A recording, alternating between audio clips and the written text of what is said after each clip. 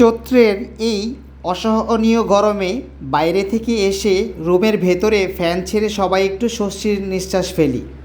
কিন্তু কখনো কি এমন হয়েছে আপনার সাথে, রুমের ফ্যানের সুইচ দিয়ে চেয়ারে বসলেন অথচ ফ্যান ঘুরল না? হাত দ্বারা ফ্যানের ব্লেড ঘুরিয়ে দেখলেন জ্যাম হয়ে আছে। ভিউয়ার্স, তবে এই ভিডিওটি আপনার জন্যই। বিনা খরচে কিভাবে আপনার ফ্যান মেরামত করবেন তা এই ভিডিওতে দেখানোর চেষ্টা করেছি। তো আপনারা ধৈর্য সহকারে শুধু ভিডিওটি দেখতে থাকুন। আসসালামু আলাইকুম সম্মানিত ভিউয়ার্স, ডিজিটাল মাল্টি ইঞ্জিনিয়ারিং সলিউশনের পক্ষ হতে আমি রাজু আহমেদ আপনাদের সামনে হাজির হয়েছি আরও একটি নতুন ভিডিও নিয়ে। আমার হাতে একটি ব্লিঙ্ক নেট ফ্যান আছে। এই ফ্যানটি অত্যন্ত জ্যাম। আমরা এটাকে পরীক্ষা নিরীক্ষা করে সলিউশন করার চেষ্টা করব এখন। তো এই ফ্যানটা হচ্ছে জ্যাম, ফুল জ্যাম। এরকম আপনাদের বাসায় প্রায়ই হয়ে থাকে। প্রায়ই দেখবেন যে আপনারা যে জালি ফ্যানগুলো ব্যবহার করছেন সেই ফ্যানগুলো অত্যন্ত জ্যাম থাকার কারণে ঘুরছে না।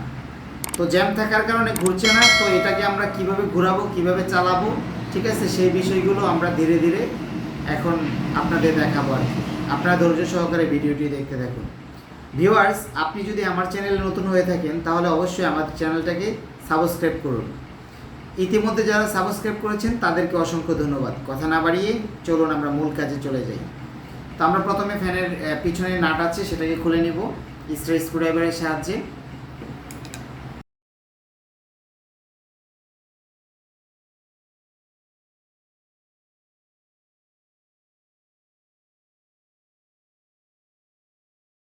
এখন আমরা দেখব ফ্যানে কি হয়েছে। ফ্যানটা আসলে প্রচুর জ্যাম। তার আগে আমি আপনাদের সার্ভিস লাইনের সাহায্যে আমি ফ্যানটাকে চালিয়ে দেখব যে আসলে জ্যাম কিনা। আপনারা হয়তো অনেকে ক্যামেরার মধ্যে বুঝতে পারেন না ফ্যান ঘুরছে কিনা বা জ্যাম কিনা, এটা বুঝেন না। বেশিরভাগ বাসায় এইসব ফ্যানের মধ্যে জ্যাম লেগে যায়। তো জ্যাম লেগে গেলে আপনি নিজে কি করে বাসার মধ্যে মানে কাজটা চালাতে পারবেন বা কাজটা করতে পারবেন, তো সেইটাই আজকে ভিডিওর মাধ্যমে দেখাবো আর কি। তো তার আগে আমি একবার লাইন দিয়ে দেখাবো যে আসলে আমার মোটরটা ঘুরছে কি না।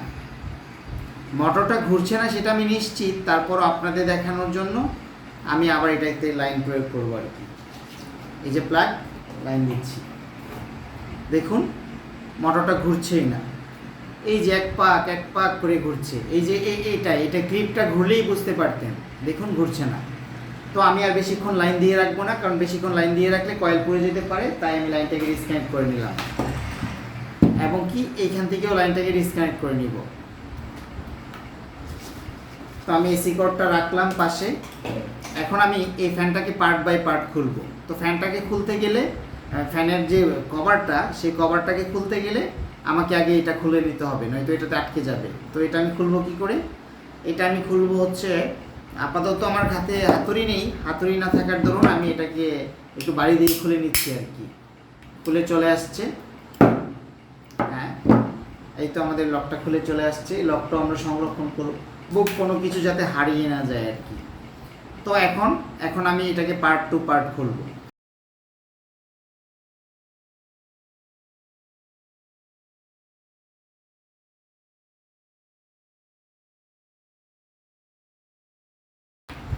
এই চারটা নাট আমি আবার সংরক্ষণ করে রাখবো, কারণ হচ্ছে কাজের সময় জানেন যে সব কিছুরই প্রয়োজন পড়ে। তো আমার এখন প্লাস আর স্ক্রুড্রাইভারটা আমি একটু দূরে সরিয়ে নিব। দূরে সরিয়ে নিয়ে উপরে কভারটাকে আগে খোলার চেষ্টা করব।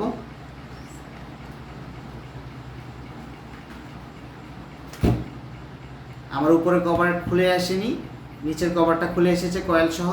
তো আমি এটা এখানে রাখবো। এটাই আসলে অত্যন্ত জ্যাম, এই বুশটা জ্যাম লেগে আটকে গেছে। তো নিচের বুশেরও একই কন্ডিশন হতে পারে, তার জন্য আমি করে নিচ্ছি, নিচের বুশটাকেও আলাদা করে নিচ্ছি।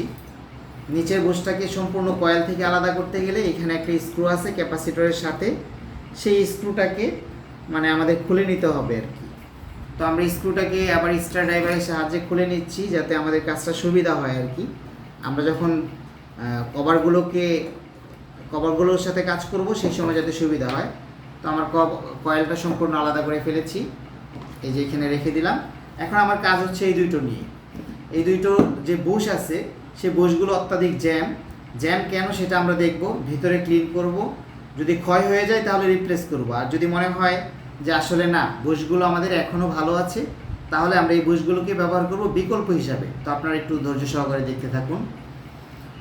এটাকে বের করতে গেলে এই জায়গাটা আগে লুব্রিকেন্ট দিতে হবে, কারণ এই জায়গাটা মরিচা পড়ে আছে। এই জায়গাটা মরিচা পড়ে আছে মানে কি, আমি যখন টেনে বের করব তখন বুশটা কিন্তু আমার স্ক্র্যাচ পড়ে যাবে বুশের মধ্যে, তখন কিন্তু আর বুশটা কাজ করবে না, এমনকি শব্দ করবে।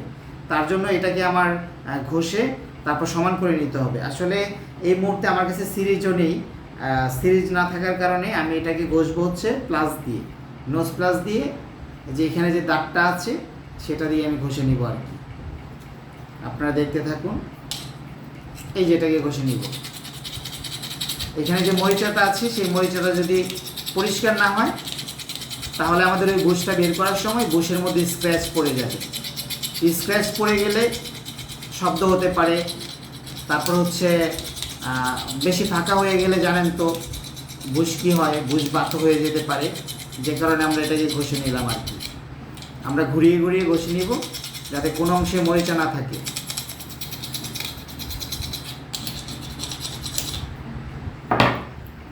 এখানটাকে মুছে নিব।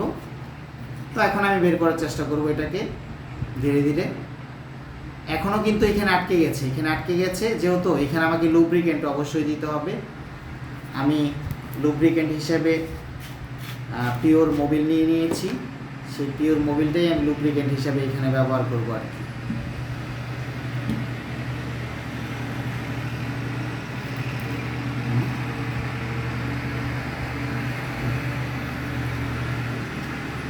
চেষ্টা করবো এটাকে বের করার জন্য, দেখি বের হয় কিনা। হ্যাঁ, আমার এটা বের হয়ে আসছে, আপনারা দেখতেই পাচ্ছেন বের হয়ে আসলো। তো এটা আলাদা, এটা আলাদা, এটা আলাদা। তো এটার ভিতর যে ময়লা আছে, ময়লাগুলোকে আমি একটু মুছে নিব জুটের সাহায্যে। চেষ্টা করবো আর কি মোছার, দেখি কতটুকু পারি।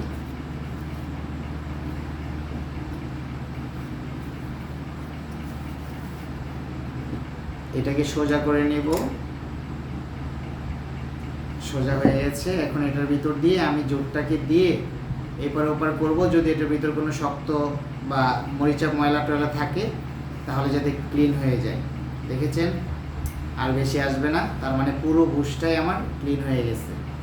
তো এটা হচ্ছে সামনের বুশ। এখন পিছনেরটাও আমি একইভাবে করব। আমি এখানে কাপড় পেঁচিয়ে দিয়ে দিব, কাপড় পেঁচিয়ে দেওয়ার পর অপোজিট প্রান্তে টেনে বের করব। তো আমি দেখতে পেলাম এখানেও আসলে যা ময়লা ছিল বের হয়ে গেছে। তো এখন হচ্ছে আমরা স্টেটরের সাথে যে আমাদের শ্যাফটটা থাকে, সেই শ্যাফটটা কিন্তু ক্ষয় হয়ে গেছে, কিছুটা হালকা পরিমাণ ক্ষয় হয়ে গেছে। তো এতে সমস্যা নেই, আসলে এতে চালানো যাবে। তো আমরা এটাকে এখন লুব্রিকেন্ট দিয়ে ফিটিং দিব। তো লুব্রিকেন্ট দেওয়ার আগে লুব্রিকেন্টটা আমরা একটু একটা পাত্রে নিয়ে নিই যাতে সহজে দিতে পারি। তো আমরা লুব্রিকেন্ট এটার ভিতরে দিব, নিচে জোটটা দিয়ে নিই। হ্যাঁ, লুব্রিকেন্টটা ভিতরে দিয়েছি। লুব্রিকেন্টটা দেওয়ার পর আমি এটা একটু ভিতরে দিয়ে দেখবো যে আসলে ঘুরে কিনা বা একদম ইজি আছে কিনা। আমি এই জিনিসটাই দেখছি, আপনারা দেখেন একদম ইজি দেখাচ্ছে। তারপরে একটু ইজি দেখালো, আমরা আবার এইটার ভিতরে একটু লুব্রিকেন্ট দিব এবং কি এটার মাথায় একটু লুব্রিকেন্ট দিব। এটা কিন্তু আমাদের হাতে যেটা, এটা কিন্তু উপরের কভার, এটা কিন্তু নিচের কভার নয়, এটা কিন্তু আপনাদের বুঝতে হবে।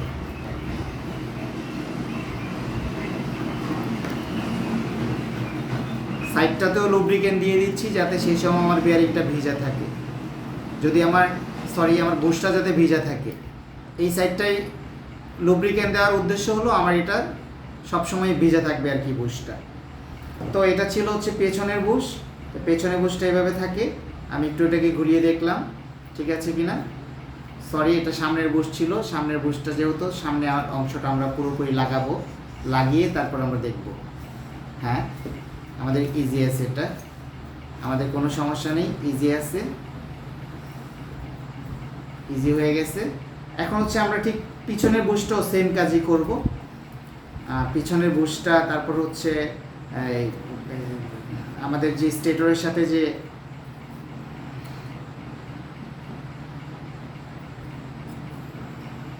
শ্যাফটটা আছে, শ্যাফটটাও আমরা একই রকম কাজ করব। আমরা এটা তো ঘুরিয়ে দিচ্ছি, তারপর হচ্ছে আউটসাইডে যে আমরা একটু লুব্রিকেন্ট দিয়ে রাখছি। বলতে পারেন যে আউটসাইডে কেন লুব্রিকেন্ট দিলেন, যখন বুশটা একদম শুকিয়ে যায় সেই সময় যাইতে আউটসাইডের লুব্রিকেন্টটা ওটার ভিতর গিয়ে মানে আমাদের ফ্যানটাকে যাতে জ্যাম না করতে পারে আর কি, তার জন্য আউটসাইডেও দিয়ে দিলাম।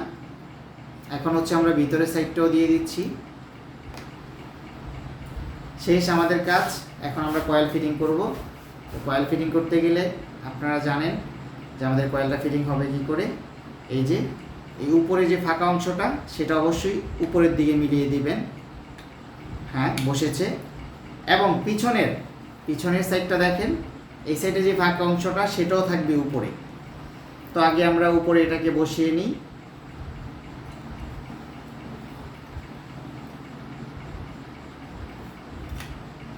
হ্যাঁ, বসে গেছে। তো উপরের অংশটা কেন ফাঁকা রাখলাম? উপরের অংশটা ফাঁকা রাখার কারণ হচ্ছে ভিতর থেকে যে আমার এই লুপের যে কানেকশনটা আসছে এবং যে ক্যাপাসিটরটা আসছে, এই দুইটা যাতে আমার এই যে ফাঁকা জায়গাটাতে যাতে বের হয়ে যেতে পারে আর কি। তো আমি নর্মালি হাতে ধরে একটু ঘুরিয়ে দেখি এটা কেমন ফ্রি হলো। এটা মোটামুটি অনেকটা ফ্রি হয়ে গেছে, কারণ হচ্ছে আমার হাত পিচ্ছিল তো, তাই আমি মানে এত দ্রুত করতে পারছি না আর কি। এটা অনেকটাই ফ্রি। আর ফ্রি হলেও আমি এখন স্ক্রু লাগাবো, স্ক্রু না লাগানোর আগ পর্যন্ত ফ্রি বলা যাবে না। তো আমি 4টাতে স্ক্রু লাগিয়ে নিচ্ছি। যে স্ক্রুগুলো আমরা এর আগে রেখেছিলাম এখানে, সেই স্ক্রু 4টাকে এখানে রাখলাম এবং কি স্ক্রুগুলো ধরে লাগিয়ে দিব। স্ক্রুড্রাইভারের সাহায্যে প্রথমে হালকা করে ধরিয়ে নেব, হালকা সবগুলোকে হালকা করে ধরিয়ে নেব।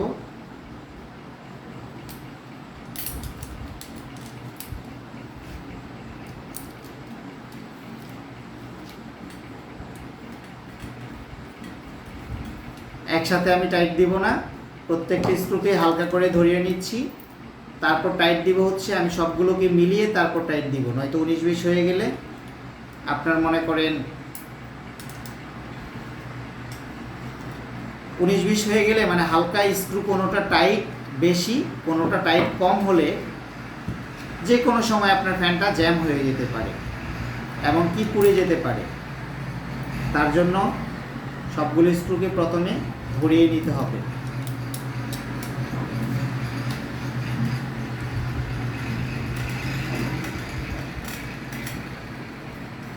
সবগুলো স্ক্রুকে ধরিয়ে নিয়েছি। এখানে যে ক্যাপাসিটর আর হচ্ছে যে ভিতর থেকে যে লুপের কানেকশানটা আসছে সেটারও একটি স্ক্রু ছিল, সেই স্ক্রুটা আমি এখন মানে লাগিয়ে দিচ্ছি আর কি। ঠিক যেখানে ছিল সেই জায়গায় বসিয়ে দিচ্ছি।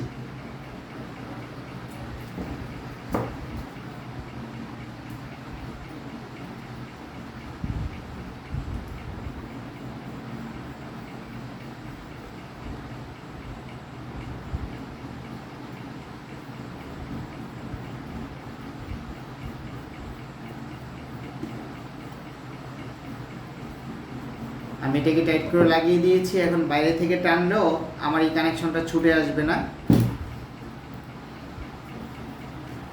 তো আমাদের কাজ হয়ে গেছে। এরপর কি ছিল? এরপর ছিল চারা পিন। দেখেন আমাদের এটা ফ্রি। তারপর আমি টাইট সমান করে যখন দিব,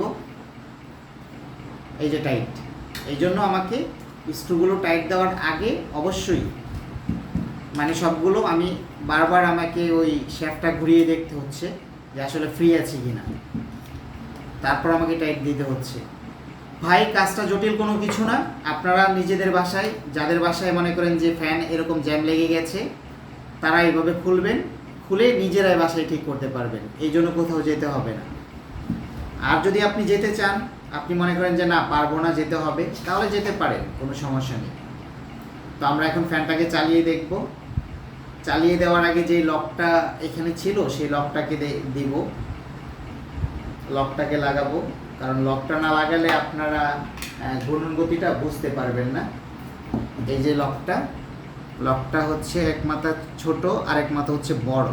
তো যে মাথাটা ছোট, এর আগে আমি কম্বিনেশন দিয়ে এটাকে খুলেছিলাম, সো আমি কম্বিনেশন দিয়ে বাড়ি দিয়ে লাগিয়ে দিচ্ছি। হ্যাঁ, আমার এটা অর্ধেক লেগে গেছে, দেখতে পাচ্ছেন। তো এখন আমি ফ্যানটা চালিয়ে দেখব, ফ্যানটা ঘুরে কিনা। এই যে আমার প্লাগ, এই যে আমি লাইনে চালিয়ে দিচ্ছি, দেখুন আমার ফ্যানটা স্মুথলি ঘুরছে, দেখতে পাচ্ছেন কাটাটার স্থির নেই, প্রপার ঘুরছে। তারপরেও আমি আপনাদের পাখা লাগিয়ে তারপর দেখাচ্ছি একবার।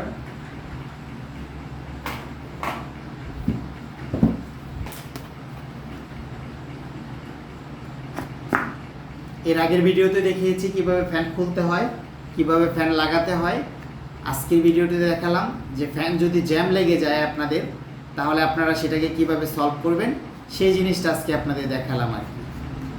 কিছুক্ষণ আগে আপনারা দেখছিলেন আমি যখন ফ্যানটা ধরলাম, ধরার সময় কিন্তু লাইন দেওয়ার পর ফ্যানটা ঘুরছিলই না। তো এখন আমি যেভাবে এই কাজটা করলাম, সেই কাজটা করার পর দেখুন কি হয়েছে।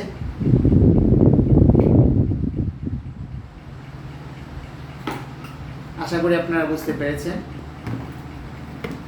তো ভিউয়ার্স, আমাদের এই কাজগুলো যদি আপনাদের ভালো লাগে তাহলে অবশ্যই লাইক, কমেন্ট এবং বন্ধুদের মাঝে শেয়ার করুন। আপনি যদি আমাদের চ্যানেলে নতুন ভিউয়ার্স হয়ে থাকেন তাহলে অবশ্যই আমাদের চ্যানেলটিকে সাবস্ক্রাইব করুন এবং বেল আইকনটি বাজিয়ে রাখুন। ইতিমধ্যে যারা সাবস্ক্রাইব করেছেন তাদেরকে অসংখ্য ধন্যবাদ। আবারও আপনাদের সামনে দেখা হবে নতুন কোনো ভিডিও নিয়ে। ততক্ষণ পর্যন্ত ভালো থাকুন, সুস্থ থাকুন। আল্লাহ হাফেজ।